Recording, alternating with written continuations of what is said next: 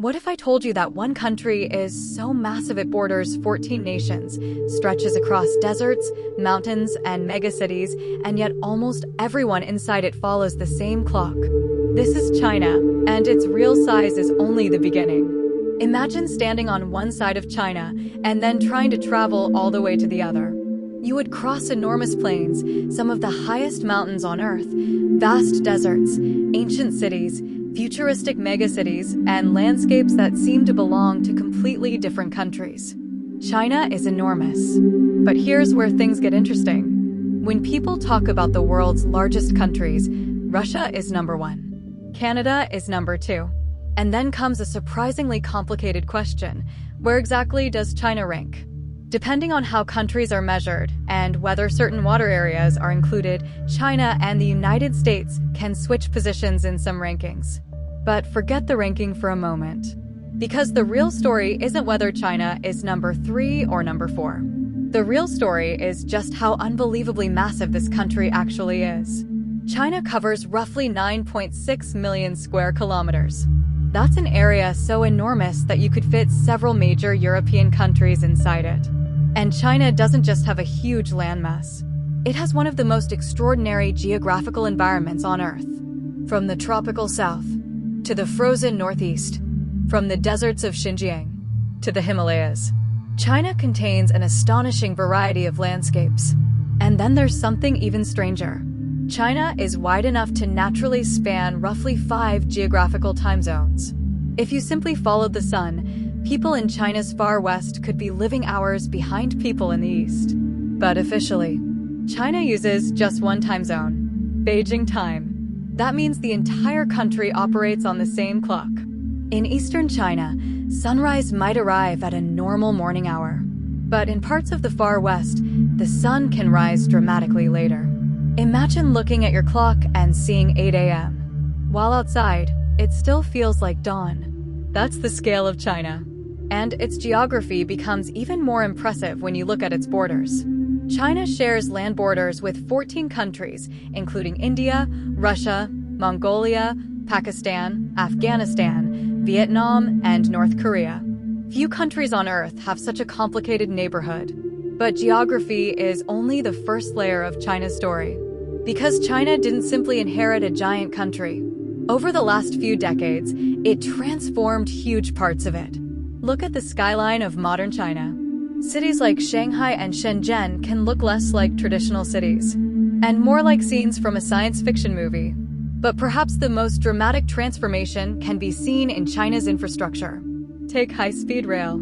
China has built by far the world's largest high-speed railway network. Trains capable of traveling hundreds of kilometers per hour connect major cities across enormous distances. A journey that once required a long overnight trip can now take only a few hours. And this isn't just one impressive railway. It's an entire national transportation system. Thousands of kilometers of track, bridges crossing massive valleys, tunnels cutting through mountains, railways connecting some of the world's most densely populated regions. And then there are China's mega projects. One of the most famous is the Three Gorges Dam. It stretches across the Yangtze River and represents one of the largest engineering projects ever attempted. Its scale is difficult to understand until you see it from above. A massive wall of concrete, a huge reservoir, entire landscapes transformed, and enough engineering power to demonstrate something China has repeatedly shown over the last several decades. China can build at an extraordinary scale. There's an often repeated statistic that makes this point even more dramatic. China's cement consumption during certain periods has been compared with the amount used by the United States across much of the 20th century. The exact comparison depends on the years and methodology used, but the underlying message is undeniable. China's construction boom was enormous. Cities expanded, roads appeared, railways multiplied, ports grew. Entire districts were built from scratch. And this leads to perhaps the biggest transformation of all. China went from being a country where hundreds of millions of people lived in poverty to becoming one of the world's largest economies. For decades, factories across China produced clothing, electronics, toys, machinery, and countless everyday products used around the planet. Made in China became one of the most recognizable labels in global trade. But China didn't stop at low-cost manufacturing. It moved upward. Today, China is a major force in electric vehicles, batteries, solar panels, telecommunications, robotics, and advanced manufacturing. Walk through a modern Chinese industrial zone and the image is very different from the stereotype of an old-fashioned factory. Automated machines move with incredible precision. Robots work alongside humans. Massive ports handle enormous amounts of cargo. And electric vehicles roll off production lines at extraordinary speed. This is where China's size becomes a superpower of its own. A huge population creates a massive domestic market. A massive industrial base creates enormous manufacturing capacity. And a huge network of suppliers allows companies to produce components at incredible scale. The result is an economic machine unlike almost anything the world has seen. But there is another side to the story. Because China is not one giant city, a huge portion of its territory is difficult to live in. Look toward the west and you'll find enormous deserts. Look farther south and you reach some of the highest mountains on Earth. The Tibetan Plateau rises thousands of meters above sea level. The Himalayas create a natural barrier unlike almost anywhere else. And in the north and northwest, vast dry regions stretch across the landscape. This creates a strange geographical reality. China is huge, but its population isn't spread evenly across that huge territory. A large share of the population lives in the eastern and southeastern parts of the country. That's where major rivers, fertile plains, coastal cities, ports, and industrial centers are concentrated. So when you look at a map of China, you're seeing one country. But geographically, it's almost like several different worlds stitched together. And now China faces a completely different challenge: demographics.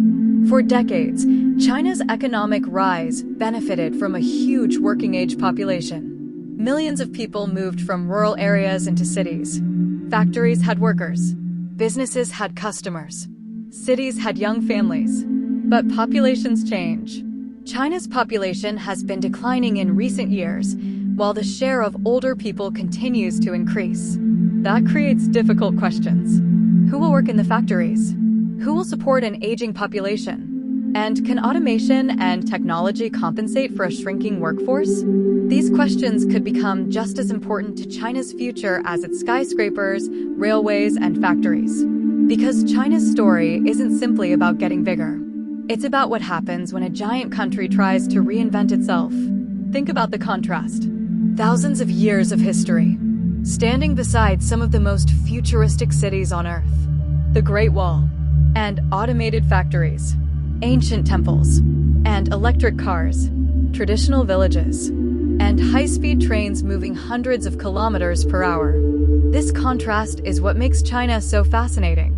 It isn't simply an old civilization, and it isn't simply a modern superpower. It's both at the same time. And perhaps the most important question is what happens next. Can China continue its technological and economic rise? Can it overcome demographic pressures?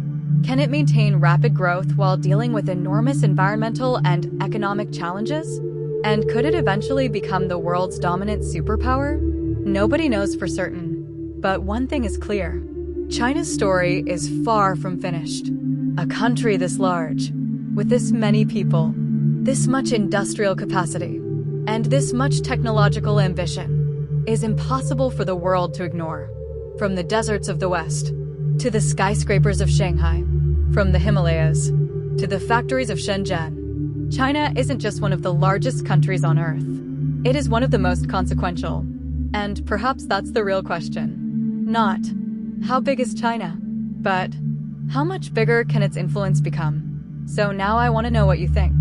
Will China become the world's #1 superpower in the future, or will another country remain on top? Tell me your answer in the comments. And if you enjoyed this journey through one of the most fascinating countries on Earth, subscribe for more documentaries about the places, people, and forces shaping our world.